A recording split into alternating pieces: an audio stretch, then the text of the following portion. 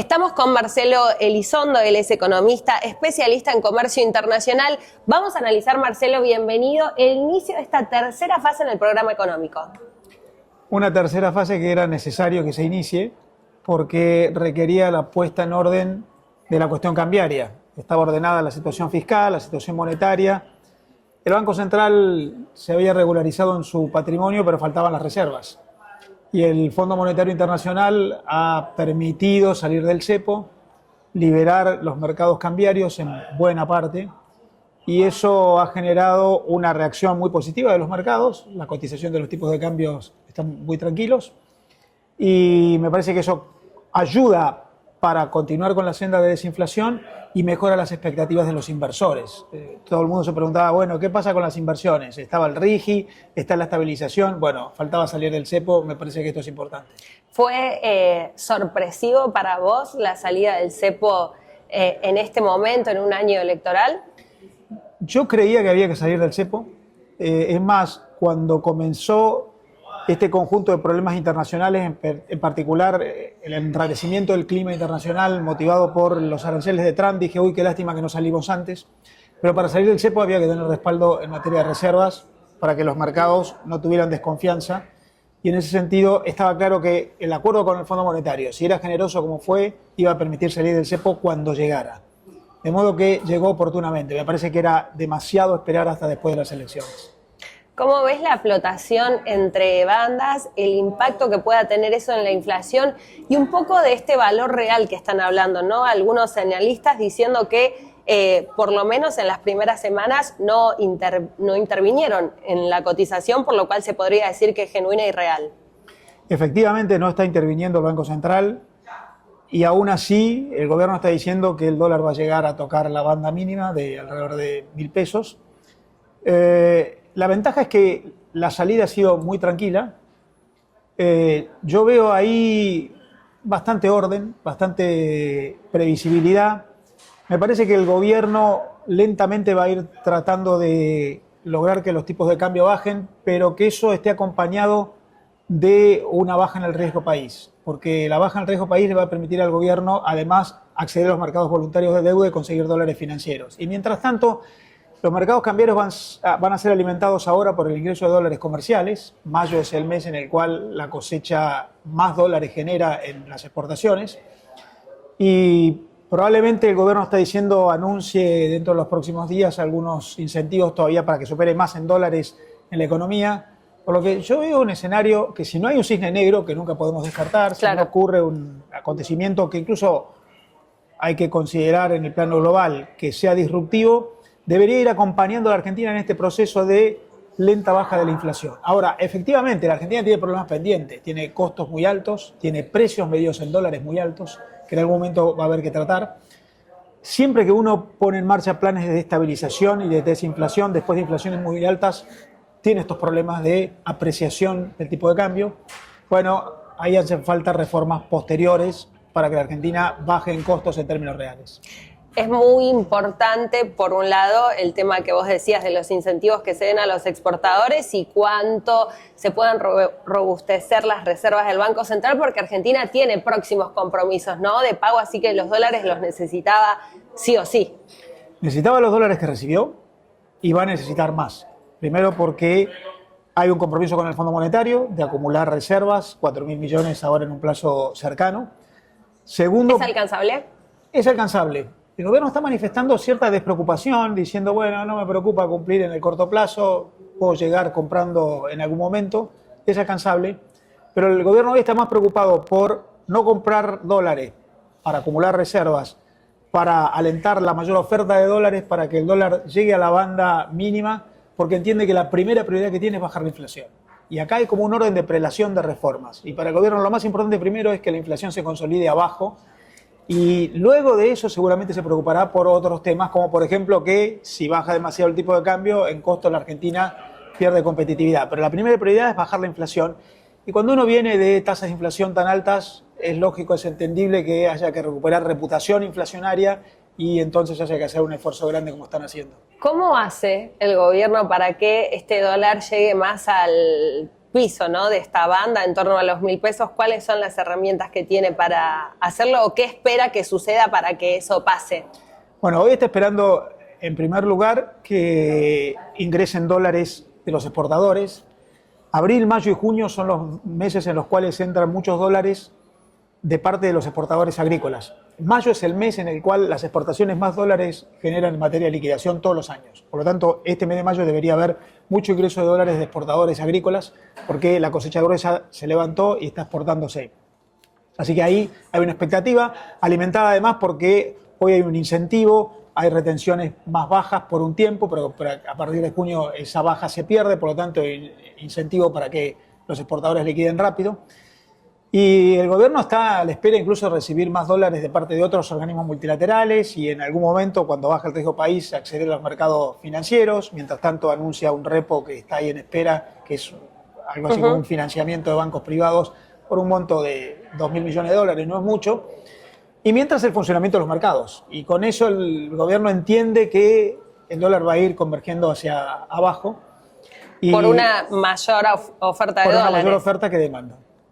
Cuando el gobierno dice que no aumenta la deuda en el tema del acuerdo con el FMI, sino que cambia la composición, ¿cómo se lo podemos explicar a alguien sin un término tan técnico y si para vos es real que en realidad no está aumentando la deuda, sino que efectivamente está cambiando dónde está esa deuda? Claro, eso se explica así. El gobierno, el Tesoro, tenía una deuda con el Banco Central. El Banco Central no forma parte del gobierno, es una entidad autónoma. En su momento, el Banco Central le había dado al Tesoro, en la época del gobierno de Kirchner, unos dólares y eso el Tesoro se lo debía al Banco Central. Por lo tanto, figuraba como deuda del Tesoro del gobierno argentino. Ahora el gobierno toma deuda desde el Fondo Monetario y con esa deuda le cancela la deuda que tenía con el Fondo Monetario. Por lo tanto, incrementa la deuda con el Fondo, pero baja la deuda con el Banco Central. Por lo que el gobierno dice en términos netos, no hay cambio. Y en términos cambiarios, bueno, esto mejora la oferta de dólares en el mercado. Y digo, ahí es un asterisco ver qué pasa con el tema de interés como parte del acuerdo y que metas también se impongan, ¿o no es tan relevante? Bueno, la tasa de interés que cobra el Fondo Monetario es una tasa de interés relativamente baja, mucho más baja que la Argentina tendría que pagar si saliera a los mercados voluntarios. Hoy la Argentina no puede salir a los mercados voluntarios porque tendría una tasa altísima, tiene un riesgo país todavía de 700 puntos. Entonces, el Fondo Monetario te ofrece financiamiento con una tasa muy baja. Ahora, lo curioso es que esta vez la Argentina se endeuda en el Fondo Monetario no porque necesite fondos, no pasa como en el gobierno de Macri, que en realidad se endeudó porque había necesidades fiscales de cubrir un déficit de presupuesto. Ahora se endeuda porque lo que necesita es divisas. Por eso el Tesoro toma los dólares que recibe del Fondo Monetario, pero no se los queda, no los necesita, se los da al Banco Central cancelando deuda. Para lo que está buscando es una potencial mayor oferta de dólares, más músculos del Banco Central para calmar a los mercados cambiarios y eso es lo que ha ocurrido. Bueno, incluso dicen que el ministro tiene preparada una serie de medidas para remonetizar más la economía y que la gente se empiece a mover más con dólares. Eso ha dicho el ministro recientemente cuando abrió un foro de finanzas. No ha dicho cómo lo va a hacer. Dijo, vamos a anunciar un paquete de medidas a través del cual vamos a alentar que se opere más en dólares en el mercado en lo cotidiano, remonetizando. No se ha dicho cómo. Yo no quiero arriesgar cuáles serían las opciones. Tiene varias. Por ejemplo, no obligar a los exportadores a liquidar en el Banco Central los dólares que ingresan. Pero ahí pierde una fuente de divisas. Sí, pero las puede buscar en el mercado. Porque hoy el Banco Central puede comprar y vender en el mercado más libremente. Pero no digo, esto es una hipótesis, no digo que esto sea un anuncio ni siquiera un vaticinio. Veremos cuáles son, pero el ministro ha dicho que va a haber un paquete de medidas que va a ser muy ambicioso, que va a alentar que se opere más en dólares, avanzando hacia un bimonetarismo más consolidado. La Argentina tiene un bimonetarismo desde hace mucho tiempo, apoyado en que hemos destruido el signo monetario, el peso, por tantos años de inflación, por políticas desacertadas. Así que vamos a ver hacia dónde va, pero el gobierno anuncia que va a alentar el bimonetarismo y que va a instrumentar medidas para que haya más incentivos para que se operen dólares, también en pesos, en las dos monedas. Bueno, en este contexto y metiéndonos también en el área en la que sos experto, que es el comercio internacional, ¿cómo ves el tablero global con esta guerra comercial que está impulsando el presidente de los Estados Unidos? Muy complicado. El mundo está muy complicado. El presidente de Estados Unidos ha dicho que tiene una relación asimétrica, perjudicial entre Estados Unidos y la mayoría de los países del mundo. Tiene déficit comercial. Estados Unidos es el mayor importador del mundo, importa mucho, exporta menos que lo que importa.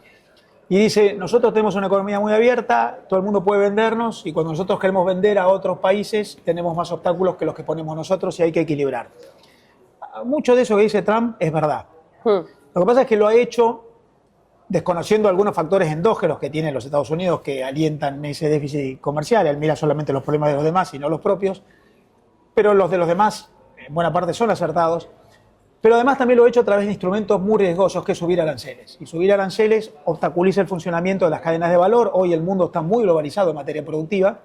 Por lo tanto, lo más probable es que termine afectando el propio funcionamiento de la economía de los Estados Unidos. De hecho, se ha conocido el dato de la evolución económica de Estados Unidos en el primer trimestre de este año y ha caído 0,3% el PBI de los Estados Unidos en el primer trimestre de este año, cuando en todo el 2024 la economía americana había crecido. Y genera además una enorme incertidumbre, porque está en pleno proceso de negociación. No sabemos si lo que va a hacer Estados Unidos es mantener aranceles altos para autoprotegerse o subir los aranceles para negociar con otros, amenazando, y creo que esto es lo más probable, tratando de conseguir una negociación para mejorar la relación bilateral con muchos otros.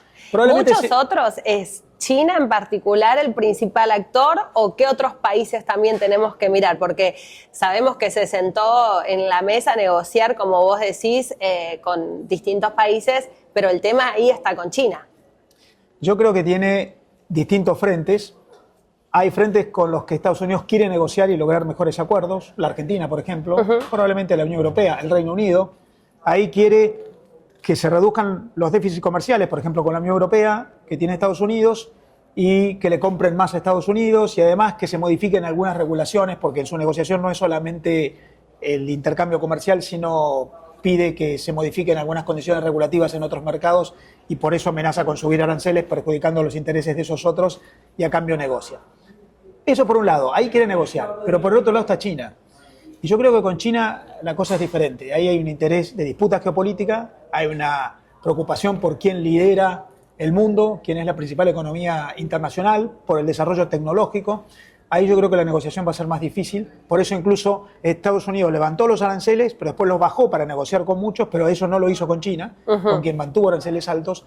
La disputa con China es geopolítica, es por prevalencia tecnológica, es por la imposición de un nuevo orden internacional en el cual están viendo quién es el líder. Ahí la cosa es más compleja y creo que eso puede tener efectos en el funcionamiento de la economía internacional, probablemente generando bloques o incluso generando desvío de comercio.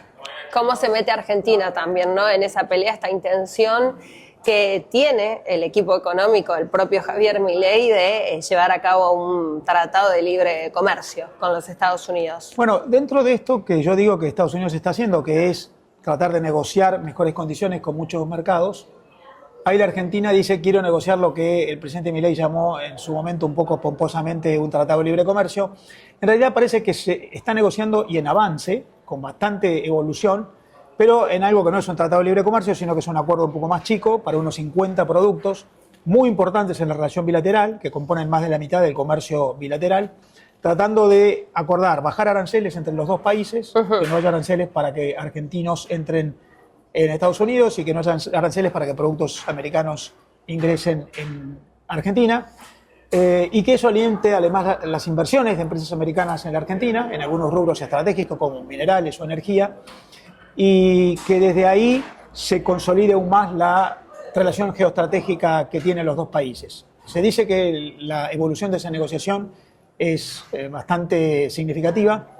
Estados Unidos está negociando con varios a la vez. Yo estuve conversando con algún funcionario del Departamento de Estado hace poco, me confirmó que hay evolución y avance, y para Argentina es muy importante. Estados Unidos es la primera potencia internacional. Yo creo que la Argentina tiene que negociar con cuantos pueda. Sí. También es muy bueno que el Mercosur haya llegado al acuerdo con la Unión Europea, pero en este caso con los Estados Unidos ese avance es importante. ¿Qué implicaría con la posición de Argentina dentro del Mercosur que haga este tratado con los Estados Unidos? Bueno, al parecer el Mercosur ha convalidado, si no expresamente, al menos implícitamente, que la Argentina logre un acuerdo bilateral con Estados Unidos constreñido a esos 50 productos, dentro de los cuales la Argentina tiene libertad para mover sus aranceles por fuera del Mercosur. El Mercosur es un bloque que en realidad prevé que los aranceles son comunes para todos y que ninguno de los 4 países del Mercosur puede tener una política arancelaria propia. Todo es común, se negocia, se acuerda en consenso, pero se conceden algunas excepciones los países para que haya una reserva de algunos aranceles que cada país pueda manejar individualmente, y dentro de esto la Argentina está acordando con Estados Unidos bajar aranceles dentro de ese marco de lo que el Mercosur permite que Argentina maneje unilateralmente. O sea que no es tan inflexible como se plantea, de que tal vez implicaría romper, ¿no?, relaciones con el Mercosur. Se pueden dar excepciones sin problema. Hoy hay algunas excepciones. Hasta ahora eran unas 100 posiciones arancelarias, ahora se extendió a 150. No son muchas, aunque son significativas porque dentro de ellas hay mucho volumen de comercio. Es una excepción. El Mercosur sigue siendo rígido, sigue siendo una unión aduanera, pero con más excepciones, cada vez más excepciones en materia arancelaria. De hecho, casi la mitad de todo el nomenclador arancelario del Mercosur hoy está sometido a excepciones que se han permitido a los países. Por lo tanto, esa rigidez formal del Mercosur en los hechos está siendo adaptada a excepciones de hecho que van ocurriendo. Claro. Y este tratado implicaría una mayor apertura comercial con los Estados Unidos. ¿Esto haría directamente que se reduzca el precio, por ejemplo, de las cosas que se importen de Estados Unidos? Claramente, porque dentro de lo que importamos siempre hay una carga impositiva, dentro de ellos están los aranceles que se pagan en frontera. Si desaparecen los aranceles, baja el costo del ingreso. El otro tema en agenda ahí es la competitividad, porque si ya estamos caros en dólares y como parte de este acuerdo se reducen esos precios, ¿cómo queda el mapa local? Bueno, ahí hay varias cosas para decir. Primero, de lo que se importa, no todo es producto final. Muchas veces se importan bienes intermedios o máquinas. Por lo tanto, importar más barato también permite producir más barato localmente. Porque si yo importo sin aranceles, máquinas, bienes intermedios, insumos, tecnología, eso baja los costos de producción y yo puedo producir más barato también en la Argentina. Y parte de eso va a haber. Lo otro es que también vendrán algunos bienes que competirán con locales y vendrán más baratos y será un problema para la competencia local. Bueno, ahí yo diría, la Argentina tiene que avanzar en reformas que están pendientes, la reforma laboral, una reforma tributaria para bajar el costo de los impuestos en el país, tiene que seguir bajando regulaciones para que las regulaciones sean menos costosas. Y hay otro plano en el cual tendrá que ir habiendo reforma, que es el del sector privado, las propias empresas. Después de más de 20 años de alta inflación, las empresas generaron un modelo de negocios propio de una economía interferida, estatista, cerrada e inflacionaria. Ahora la economía va hacia de mercado, abierta, más estabilizada, y ahí también las empresas pueden ganar competitividad, aprovechando que la estabilidad permite maximizar el largo plazo y no el corto plazo, invertir, desarrollar tecnología, y un poco de eficiencia del sector privado también será requerido. Ahí va a estar, como un punto excluyente la confianza que tengan en la continuidad del programa económico para hacer esas propias reformas, ¿no? Si apuestan al modelo que propone Milei. De acuerdo, yo te diría, ahí hay dos cosas. La confianza, pero también que el plan avance. Porque el plan viene en avance, en mi opinión viene bien, con algunos tropiezos, hay algunas cosas que uno puede criticar. Bueno, a mí me parece que cuando uno quiere hacer reformas tan contundentes como quiere hacer el gobierno, sería bueno ir generando menos beligerancia interna en la política, generar más consensos. De toda esta disputa constante, toda esta friccionalidad que hay en la discusión interna de la Argentina, creo que nos impide llegar a consensos más amplios para reformas más rápidas, y me gustaría que se busquen más acuerdos para que las reformas sean más rápidas, incluso pautando no solamente con otros partidos políticos desde el oficialismo, sino con otras jurisdicciones, como por ejemplo las provincias. Pero aún así, las reformas van en marcha: superávit de presupuesto, política monetaria contractiva, estabilidad cambiaria, mejora del balance del Banco Central, gradual apertura, pero hace falta más. Hace falta una reforma laboral que baje costos laborales, hace falta una reforma impositiva. Es muy difícil en la Argentina competir cuando entre el 40 y el 50% del precio final de un producto son impuestos. Hay que mejorar la eficiencia del Estado y mejorar la infraestructura. La infraestructura en la Argentina es mala y por lo tanto es cara. Es muy caro transportar, logística, puertos. Y entonces muchas reformas pendientes para que seamos competitivos, y en eso hay que alentar la inversión pública y entre público y privada. Hay que alentar la inversión. En contraposición, ¿no? Cifras como el nivel de desempleo, ¿no? O cuánto está creciendo la economía y demás. ¿Está preparado esa otra parte de la economía para estas reformas? hacen falta, las reformas hacen falta. La verdad es que la economía se viene recuperando. En el primer cuatrimestre de este año ha crecido 4,5% la economía argentina. Se prevé que para este año va a crecer 5,5%. No es uniforme en todos los sectores. De ninguna manera. Es muy heterogéneo. Hay alto crecimiento en algunos rubros y en otros viene mucho más rezagado. Del mismo modo que no es uniforme la bajada del efecto de ese crecimiento según a quién le impacte. Los jubilados están peor y los empleados formales están mejor. Y en dinámica hoy los salarios que más crecen son los de los empleados informales. Vienen creciendo o recuperando de diferentes ritmos según de quién estemos hablando. Los más retrasados en materia de salarios son los empleados públicos. Hoy la inversión pública, la inversión en obra pública, infraestructura pública está planchada. Y ahí tenemos un problema porque falta infraestructura.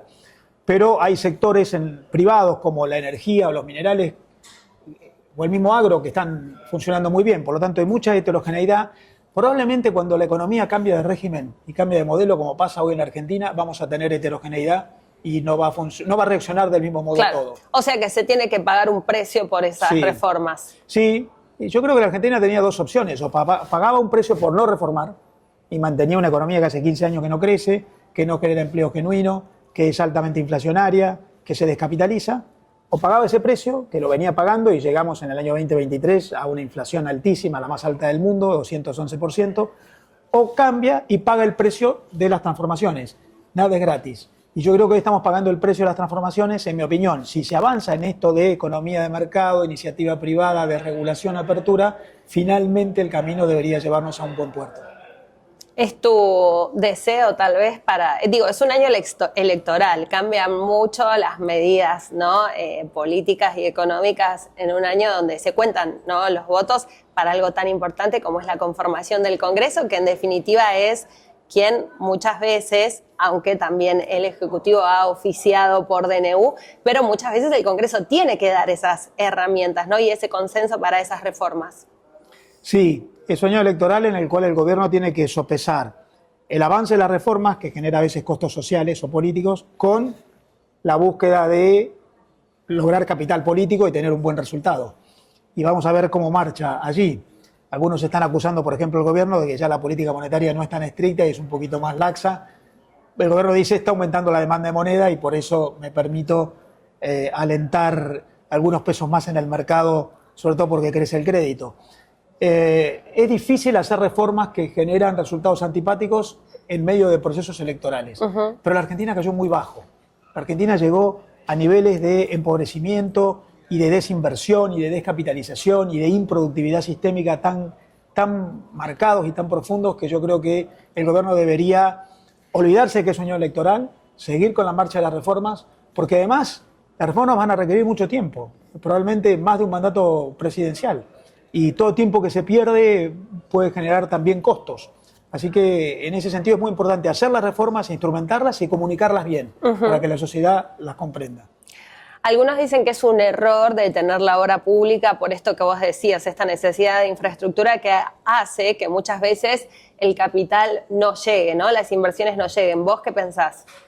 Yo creo que la Argentina necesita un shock de inversión en infraestructura pública, puertos, carreteras, ferrocarriles, logística y transporte en general. Ahora, eso puede no depender de la inversión del Estado, del presupuesto del Estado. El gobierno quiere tener un presupuesto con equilibrio o con superávit y me parece muy bien por los antecedentes de la Argentina. La Argentina es el peor alumno de la clase en la historia de la inflación, entonces está bien que el gobierno quiera un superávit de presupuesto, incluso este año está diciendo voy a tener un superávit de presupuesto todavía mayor que el que me pide el Fondo Monetario Internacional. Es un punto fuerte. Es un punto fuerte. Ahora, para llegar a eso vos tenés que bajar gastos en algunos rubros y uno de los más afectados es la obra pública. Entonces lo que habría que hacer rápidamente es instrumentar mecanismos para que el sector privado se involucre en la mejora de la infraestructura pública. Porque la infraestructura pública, cuando es mala, cara, anticuada, cuando está subinvertida, como pasa en la Argentina, genera costos y atenta contra la competitividad. Por lo que en todo caso, si no va a haber fondos públicos, y entiendo que no los haya si el equilibrio de presupuesto es prioridad, y entiendo que el equilibrio de presupuesto sea prioridad por la inflación, para que baje, bueno, entonces habría que avanzar rápidamente en lograr inversión privada, por lo menos, si no en todo, en algunos rubros. Ahí me gustaría un poco más de aceleración. el punto fuerte es el superávit. ¿Cuál es el punto débil del programa económico, sacando esto que decías recién del contexto político y tal vez esa poca capacidad de diálogo que tiene el oficialismo o de consenso? Hasta hace poco yo te hubiera dicho el punto débil es el cambiario, hasta el acuerdo con el fondo y la salida del cepo. Ese era el punto débil hasta ese momento. Ahora ya se superó ese punto débil. Sí. Se van superando los puntos débiles. Yo creo que por delante hoy tenemos dos desafíos muy importantes. El primero es alentar rápidamente reformas estructurales. Mencioné en este diálogo más de una vez la reforma impositiva. Hay que bajar la presión impositiva y hay que bajar la complejidad impositiva en la Argentina. Hay que dejar de ser uno de los países con más altos impuestos para las empresas que hay en el mundo, porque entonces va a ser muy complejo invertir y producir rentablemente. Por lo tanto, lo primero son esas reformas estructurales. Ahora, para eso hay que pasar por el Congreso y hay que tener capital político. Y lo segundo es algo que es muy complejo de explicar y muchas veces genera polémica, que es la apertura de la economía argentina. La Argentina sigue siendo una economía muy cerrada, el gobierno la va abriendo despacito, ha bajado algunos aranceles, ha sacado el impuesto país, está gestando acuerdos, el acuerdo con la Unión Europea, el acuerdo con los Estados Unidos, pero todo va en proceso. Entiendo que eso no debe ser muy rápido, pero la Argentina es una de las 3 economías más cerradas del mundo. Y cuando uno tiene mucha cerrazón, o sea, exporta poco e importa poco, lo que tiene es baja tecnología, empleo de peor calidad, empresas menos competitivas, menos competencia, y ahí hay una necesidad que es acoplarnos a lo que pasa, por lo menos en la región, que tiene niveles de exportaciones e importaciones que son 60-70% más altos que los nuestros comparados con su PBI. ¿Cómo te imaginás a la Argentina en 10 años si Milei puede hacer todo lo que dijo que vino a hacer? Bueno, lo primero es resaltar que voy a contestar en base a la segunda parte de tu pregunta. Si Milei consigue lo que dice que vino a hacer, porque en esto estamos a la espera de que el programa se concluya. Y si es así, yo creo que la Argentina tiene un gran futuro. Porque una economía de mercado, con iniciativa privada, con regulaciones menos obstructivas, con más apertura, con iniciativa de las empresas, hoy en el mundo las empresas son las que están generando la gran transformación tecnológica que genera valor en procesos supranacionales. Si eso ocurre, la Argentina tiene rubros en los cuales va a generar grandes saltos cualitativos y cuantitativos. La agroproducción. Cuando hablo de agroproducción no hablo solamente de alimentos, hay un montón de actividades alrededor de las producciones de base agro, por ejemplo tecnológicas, la minería, la energía, la infraestructura que probablemente obtenga inversiones para acompañar todo el resto del proceso, lo que llamamos la economía del conocimiento.